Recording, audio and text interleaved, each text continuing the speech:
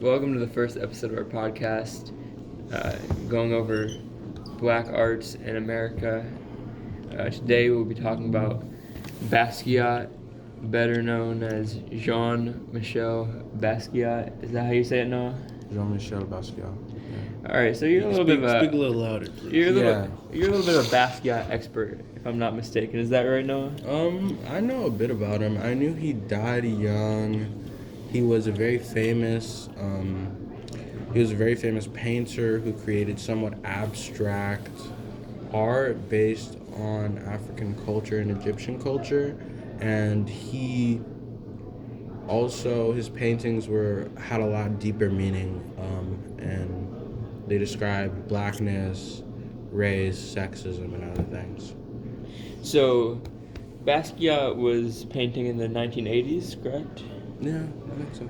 Yeah, and he covered a lot of deeper topics, as you're saying, more about subverting the idea that Western culture comes from Greece and Rome, and more talking about how it came from Egypt and the African region, and just kind of delving deeper into the, African roots of art and culture as we know it.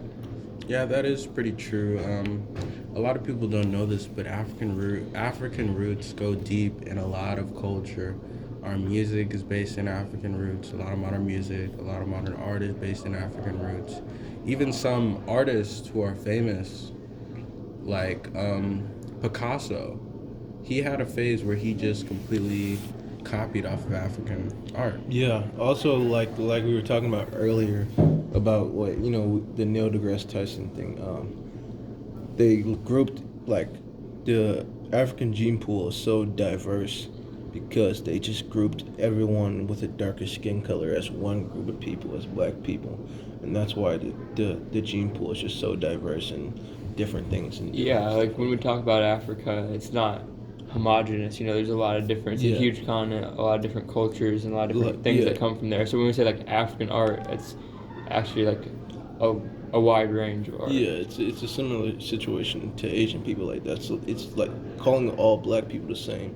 It's like saying all Asian people are the same. They're not all the same. There's so much genetic diversity that you can't just group them all into one area. Yeah, and I was looking at this Basquiat painting. This is kind of Picasso-esque, you know what I mean? The abstract painting. And I wonder if that's more him getting his influence from Picasso, or Picasso getting his influence from African art, and that's also where Basquiat gets his influence from. I wonder where that comes from.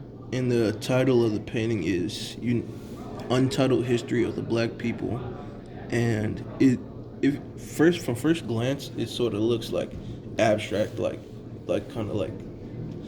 if you look closely, there's words and stuff and different meanings and symbolism and stuff, like the sickle there, and there's words at the top. Yeah, I also see some Greek alphabet or something like that at the top. Yeah, it really depicts a story. You can see the ocean and waves, which could possibly mention the Middle Passage. It was talking about as well the Nile. That's what the description of this painting says. It's a boat traveling down the Nile, and I think it represents Egypt is the cradle of civilization. That's why it's it has all the other languages written and stuff like that. Yeah. Yeah. That makes more sense. So, Basquiat, very influential to the Black Arts Movement. Yeah. Anything else you want to say before we wrap this up? Great painter. Yeah, I mean, phenomenal. It's very meaningful.